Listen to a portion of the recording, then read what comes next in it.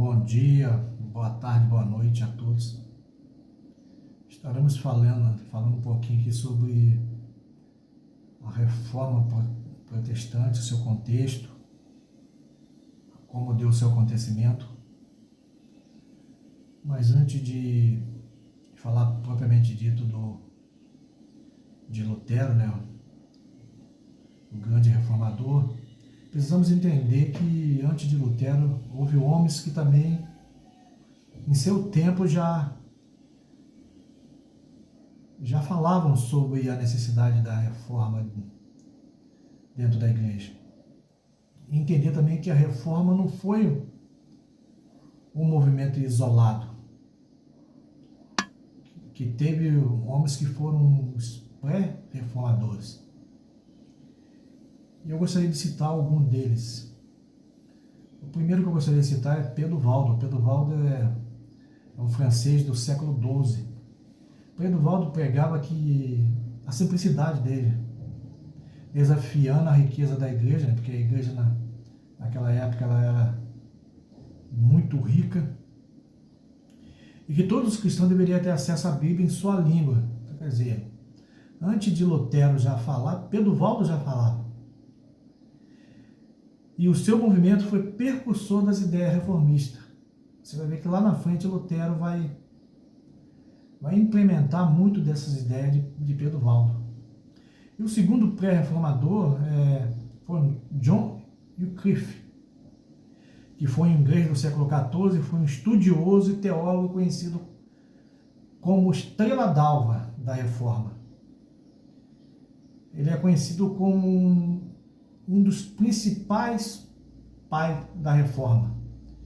Interessante que John Wycliffe denunciava o mundanismo dos papas e enfatizava a liberdade espiritual do justo. Desafiou toda a gama de crenças e práticas medievais, crenças essas que eram os perdões, as indulgências, absolvições, peregrinações, adoração à imagem e principalmente o enriquecimento da igreja, coisa que mais adiante Lutero também veria a combater. E o terceiro reformador que eu queria citar é John Huss. John Huss foi um reformador antes de Lutero, absorveu muito dos ensinamentos de Wycliffe. Ele era um teólogo reformado tcheco do século XIV. Ele foi influenciado pelo John Wycliffe e pregava contra a corrupção e a venda de indulgências. Então, quer dizer, era assunto que anteriormente já tinha sido citado por os reformadores anteriores, os pré-reformadores anteriores a eles. Defendeu que Cristo era o cabeça da igreja, não o Papa, assim como a igreja defendia. E por isso foi condenado como herege e queimado em uma fogueira no ano 1415. Mas interessante que antes de John Huss morrer, ele profetizou. Ele falou em suas palavras que eles estariam matando o ganso, mas que viria nascer um cisne, a qual ele não teria o poder contra esse cisne, porque esse cisne ele estava citando Lutero. E falando do quarto pré-reformador, chamado nome Girolamo Savonarola, que era um monge italiano do século XV, que criticou fortemente a imoralidade e a corrupção da igreja e da sociedade renascentista e incentivou a busca de uma fé genuína, uma fé pura. Uma fé pura que influenciou posteriormente Lutero e os reformadores. A reforma protestante ela ocorreu em um contexto de grandes transformações sociais, políticas, culturais e econômicas na Europa. No início do século XVI, a ascensão de uma economia monetária criou novos problemas sociais ao mundo, como a transição do feudalismo para o capitalismo, a insatisfação da população com os abusos da igreja, o desenvolvimento do comércio, o renascimento cultural que defendia o homem no centro de todas as coisas, e o avanço científico, o grande crescimento do avanço científico, a invenção da imprensa, que muito ajudou na divulgação das ideias de Lutero. A meu ver, foi o principal, depois da direção do Espírito Santo, o principal ponto que ajudou na expansão das ideias e que a reforma fosse bem sucedida. E a reforma protestante iniciou por meio de um monge alemão chamado Martinho Lutero, que não concordava com as práticas da Igreja Católica no século XVI. Martinho Lutero vivia uma luta interior, que apesar de ele estar servindo a Deus na igreja, não tinha certeza da salvação dele. Ele procurava essa convicção na palavra de Deus. E interessante que a intenção de Lutero era fazer uma reforma dentro da igreja, uma reforma de dentro para fora. Só que as ideias de Lutero não foram bem recebidas pela igreja e pelo clérigo da época.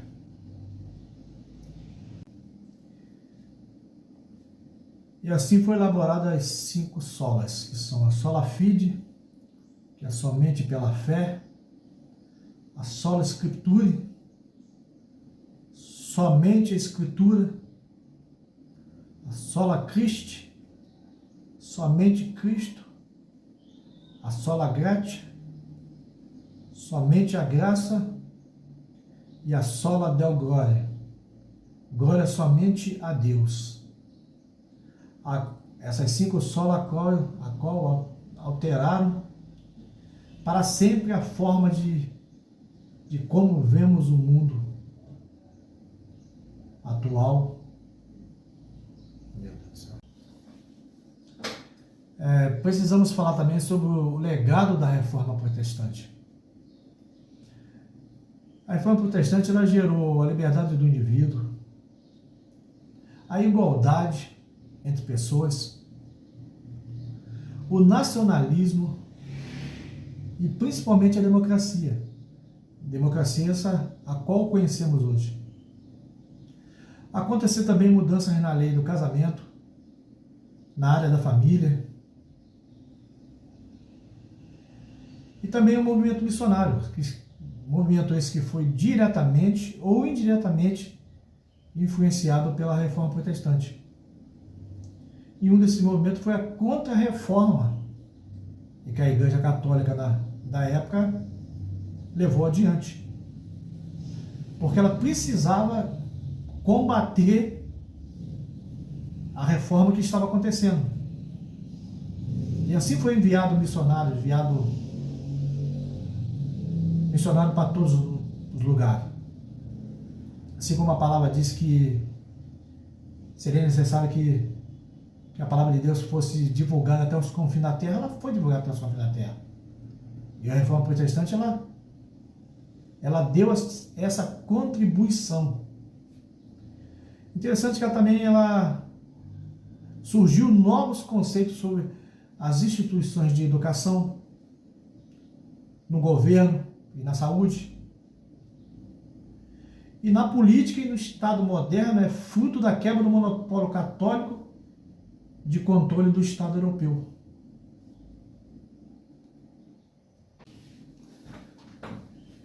É bom lembrar também que os fundamentos da igualdade e liberdade são evoluções da tese luterana, de que não existe diferença entre leigo e clérigo, e que todos são iguais perante a Deus. Coisa que a igreja da época e seu ensinamento era o contrário. Que todos os pais da reforma insistiram no conceito do direito às escrituras segundo a sua consciência e orações. E as mudanças se seguiram para o Estado de Direito e o capitalismo, a qual foram fundamentado a economia moderna a qual conhecemos. Então, a Reforma Protestante ela teve influências em todos os setores, não somente na questão religiosa, mas ela influenciou na questão social, cultural, econômica, religiosa e política. Aleluia.